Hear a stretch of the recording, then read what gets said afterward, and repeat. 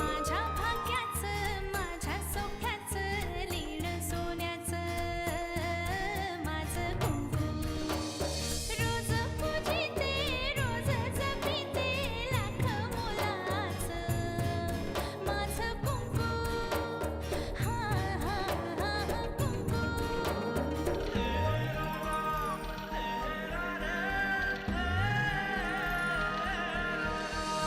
मन माझे घर झाले त्याचे मोर स्वप्नाचा दारी नाचे शब्द त्याचे अमृताचे स्पर्श त्याचे चांदण्याचे त्याच्या श्वासाचे त्याच्या डोळ्याचे गुज सांगते माझं कुंकू हा हा हा कुंकू हा हा हा कुंकू तुम्ही म्हणत होती ते खरं आहे बरं का? वनिताबाई जिवंत आहेत. अगं आत्ताच मी तिला गावात मला तुम्हाला काहीतरी सांगायचंय, उठा ना. मी मेलो ना तरी तुमच्या विरुद्धचे सगळे पुरावे आपोआपच पोलिसात जातील याची व्यवस्था करून ठेवली आहे मी. यावेळी नक्कीच तुमच्या हाती एखादा बॉम्ब गोळा लागणार आहे. यापुढे तुम्ही फक्त राजकारणात लक्ष घालायचं. घरातल्या राजकारणात तुमचा मेंदू चालवायचा नाही. तुम्हाला भेटायचं काय कोणाला? हो, आर्यन. हॅलो. हॅलो, आर्यन आहे का? कोण? जानकी? तुला कसं काय कळलं? जानकी, आपण जरी एकदाच भेटलो असलो ना तरी तुझा आवाज तुझा चेहरा व्यवस्थित लक्षात आहे माझ्या. मी इथे ते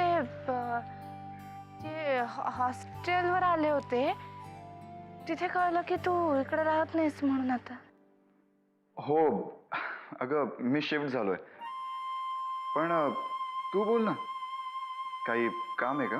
काम काम हो होतं. आपण भेटून बोलायचं का? म्हणजे तुला वेळ असेल तर. वेळ असेल तर नाही, आत्ताच्या आत्ता भेटायचं म्हणावं. आज भेटता येईल का? हो, भेटतो. तू थांब तिथेच, मी लगेच आलो. ठेवू का? ठेव, मी आलोच.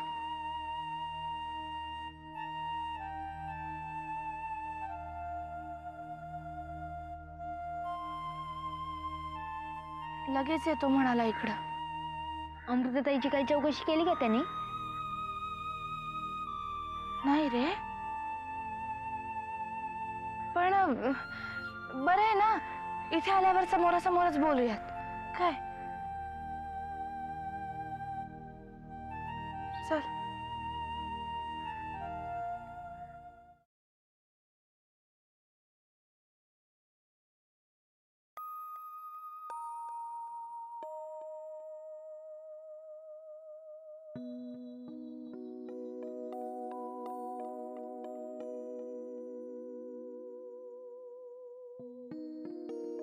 आज शहर कार्यकारिणीची मीटिंग आहे. जायची इच्छा नाहीये, पण वाकणीसांनी खूपच आग्रह धरलाय. अरे मग चांगलं आहे. असा बाहेर पडलास ना तरच तुझ्या मनावरचा ताण जाईल. जा जा जा, असाच कामात राहा. बाहेर पडल्यावरती मन रमेल ग, पण अमृता बरी होईल का? नरसिंहा, काळ हे सगळ्यात मोठं औषध आहे. जसजसा काळ जाईल ना तशा मोठमोठ्या जखमा सुद्धा भरून निघतील. राधेबाई, डॉक्टर जोशींनी ज्या काउन्सिलर बद्दल सांगितलं, मी त्यांच्याकडे अमृताला घेऊन जाणार आहे. मग ते सांगतील ते मी करेन. त्यांनी सांगितलं तिला परदेशात घेऊन जा, तर परदेशात सुद्धा नेईन मी तिला. मला माहिती आहे अमृतासाठी तू सगळं काही करशील. नाही राधेबाई, अमृतासाठी आजपर्यंत काहीही केलं नाही, म्हणून आता जेवढं करता येईल त्याच्यापेक्षा दुपटीनं जास्त मी काहीतरी करायचा प्रयत्न करणार. तिला परदेशात न्यावं लागलं तर परदेशात नेईन. मोठ्यातल्या मोठ्या डॉक्टरांकडे न्यायचं असलं तर त्या डॉक्टरांकडे सुद्धा नेईन. काहीही करून माझ्या अमृताच्या चेहऱ्यावरचं निरागस हसू मला परत आणायचं आहे. त्यावेळी परत आणायचं आहे मला. तू ठरवलंयस ना, मग सगळं काही होईल. बघ, नुसतं घराबाहेर पडायचं ठरवल्यावर तुझे विचार किती सकारात्मक झाले ते. येतो मी आता बाई. घे.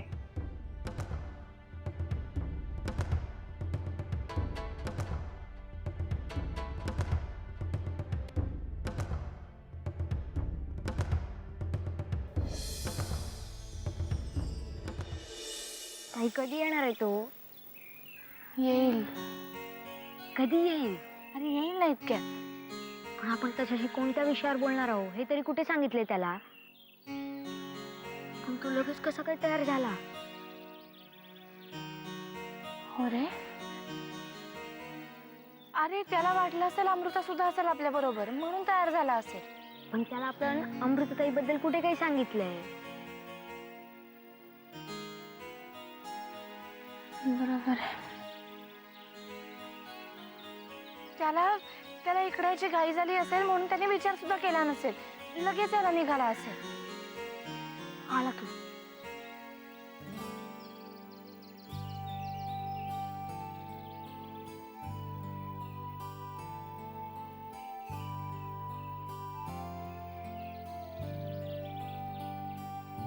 अरे वा, तुझा हा भाऊ कम बॉडीगार्ड आहेच का?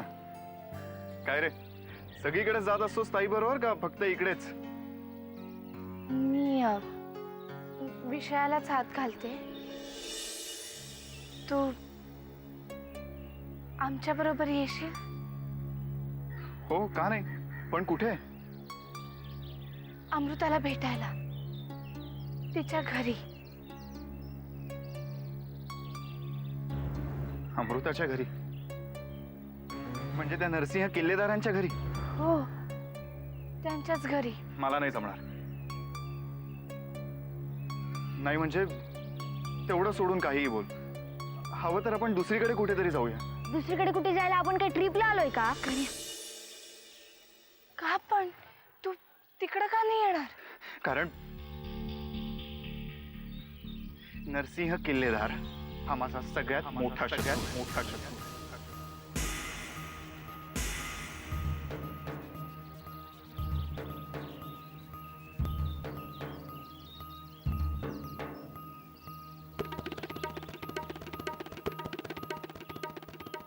हे तू काय बोलतोय सारिया? त्या घरात येण्यापूर्वी मी हे कसं काय विसरू? त्या घरात माझ्या वडिलांचा खूनी राहतो. अरे हे सगळं खोटं आहे. जानकी, इतके दिवस मलाही असंच वाटत होतं. बरं मला एक सांग, अमृताला घरी येऊन 4 दिवस होत आले. तिला एकदाही असं वाटलं नाही की मला फोन करावा? तिने तिचा फोनही बंद ठेवला. तिने तिचा फोन बंद नाही ठेवला, तो बंदच आहे. एवढंच काय, घरातल्या बाकीच्या माणसांबरोबर बोलणं सुद्धा तिचा बंद आहे. आणि तेच पुन्हा सुरू व्हावं म्हणून तू माझ्या बरोबर यावंस अशी माझी इच्छा आहे. मला नाही जमणार. ज्या घरात माझ्या वडिलांचा खूनी राहतो त्या घरी कधीच येणार नाही. I am sorry. आर्यन, ताई तो गेला. तू थांब, मी बोलते त्याच्याशी.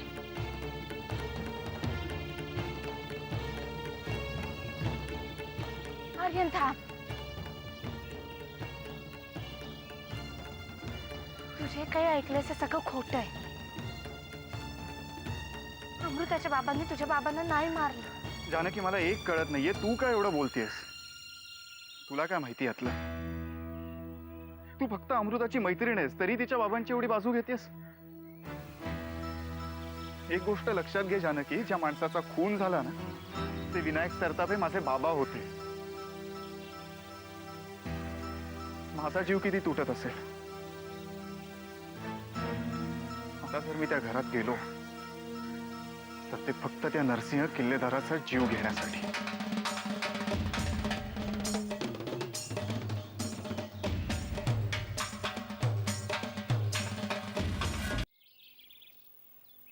आर्यन, बाकीच्या सगळ्या गोष्टी विसरून जा. मला आता फक्त एवढंच माहिती आहे की अमृताला तुझी गरज आहे.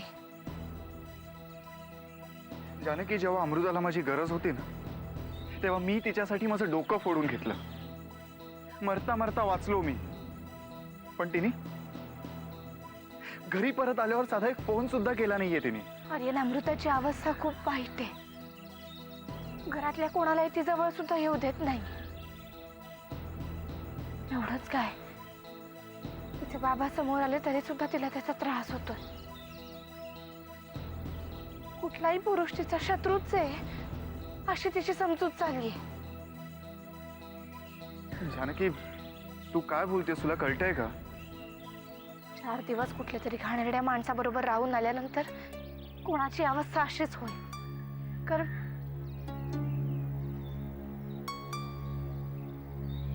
जानकी, नक्की काय झालंय? काय झालं अमृताला? मला सांग प्लीज. आर्यन,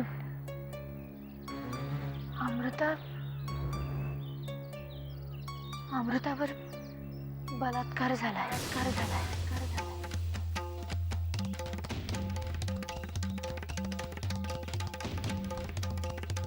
अमृतावर बलात्कार झालाय.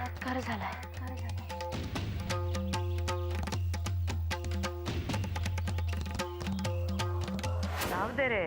आत्याबाई, थोरा मोठ्यांची सेवा करावी असं म्हणतात बघ. असं वाटतं ना आयुष्यभर तुझ्या पायाशी बसून तुझी सेवा करत राहावं.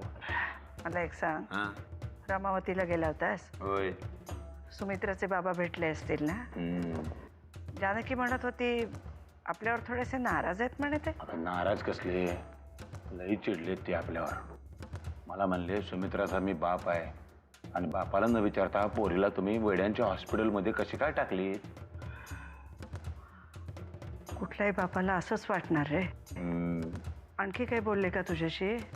काय नाही ग, गरीब गाय बघते, लई गरीब माणूस.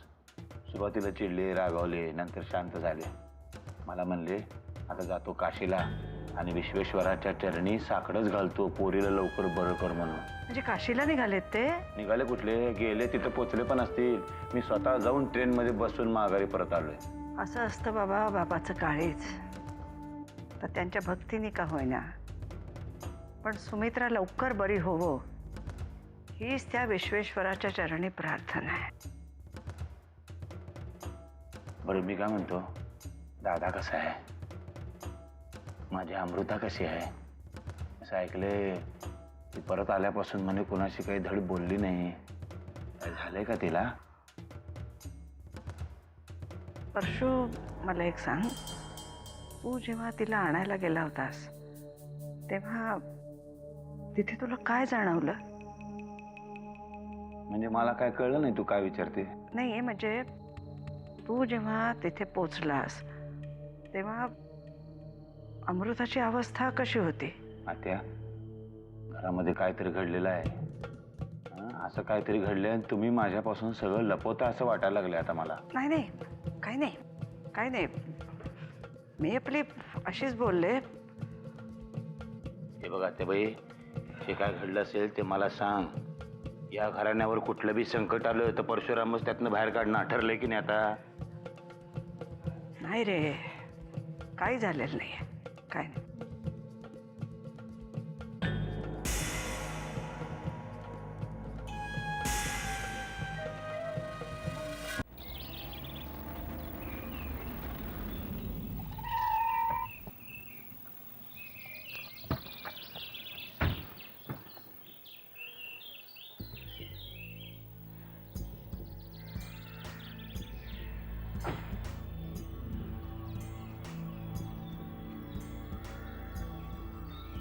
साहेब, चला, आज सगळेजण वाट पाहतात.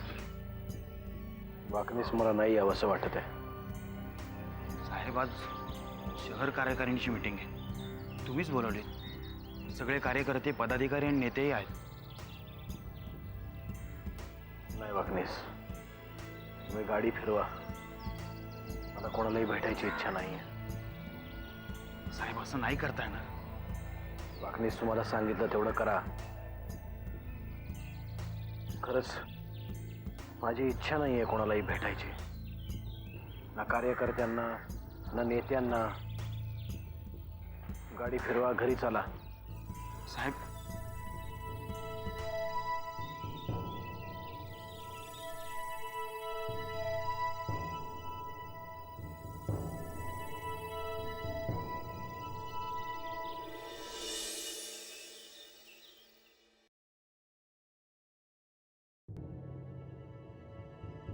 आत्या,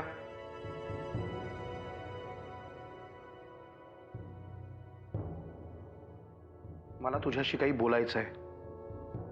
आणि प्लीज बोलताना कुठलाही विषय लपवून ठेवू नकोस.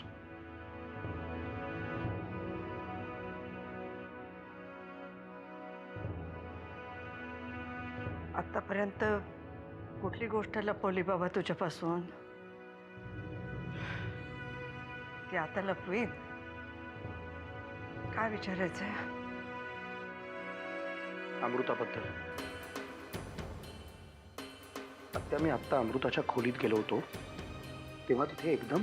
अरे पण तू गेलासच का तिथे? का गेलास म्हणजे? आत्या, पुतणी आहे ती माझी. तिला पाहावं असं वाटलं, तिच्याशी बोलावं असं वाटलं म्हणून गेलो. हात जोडते बाबा, तू तिथे जाऊ नकोस. का? का जाऊ नको? मला हेच विचारायचं आहे आत्या.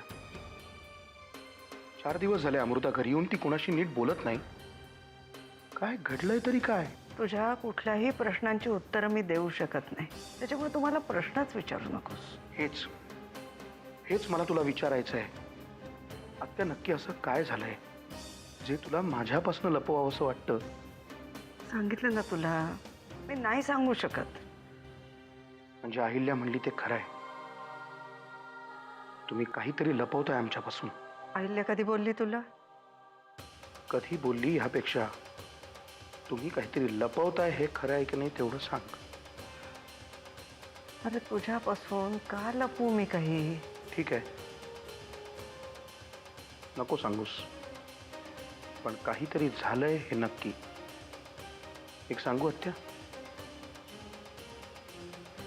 सुखामध्ये समोरच्या माणसाला जर सहभागी करून घेतलं नाही ना तर चालतं ग एक वेळ, पण दुःखात त्या माणसाला असा बाजूला बाजूला ठेवला ना त्या क्षणी त्या माणसाला परक झाल्यासारखं वाटतं. आणि हा परकेपणा गेले काही दिवस भोगतोय मी. तर तू ठरव आत्या, मी घरातला आहे का परका?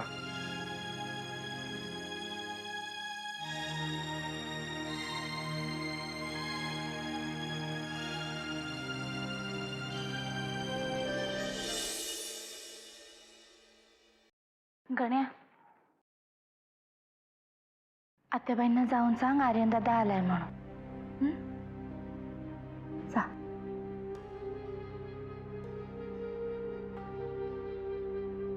जानकी, मला एक प्रश्न पडलाय. म्हणजे तू म्हणालीस तसं अमृता कुठल्याही पुरुषाला जवळ येऊ देत नाहीये, अगदी तिच्या काकाला किंवा बाबांनाही. मग ती मला का तिच्या जवळ येऊ देईल?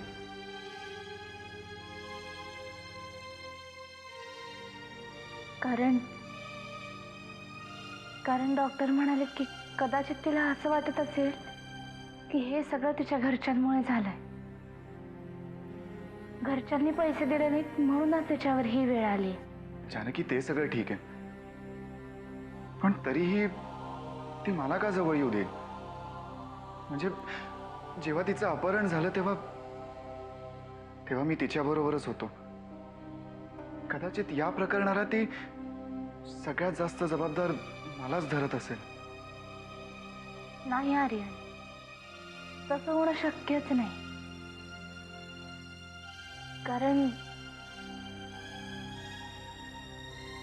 कारण अमृताला तू आवडतोस, तिचं खूप प्रेम आहे तुझ्यावर.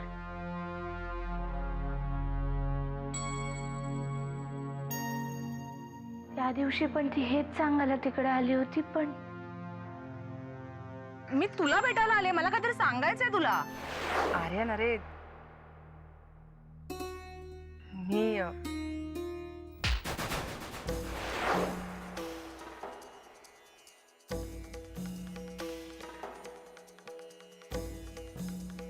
तुला तेव्हा काही बोलली?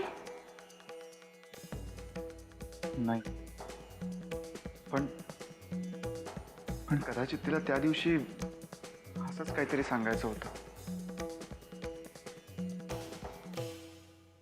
पण माझी खात्री आहे तुला बघून तिच्यात नक्की फरक पडेल.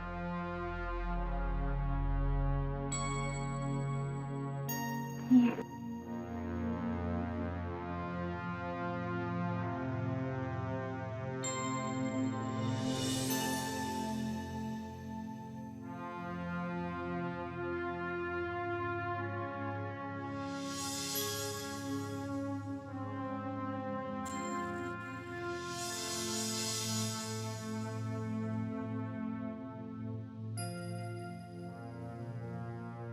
काय बघतोस?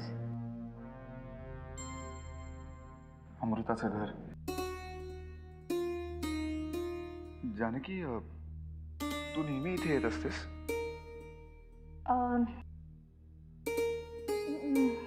मी इथेच राहते. तुझा भाऊही?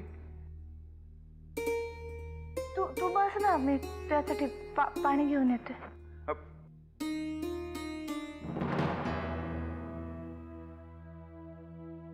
अरे, हा तर तोच मुलगा आहे ज्याच्या बाईकवरून मी अमृताला गळ्यात गळे घालून जाताना पाहिलं होतं.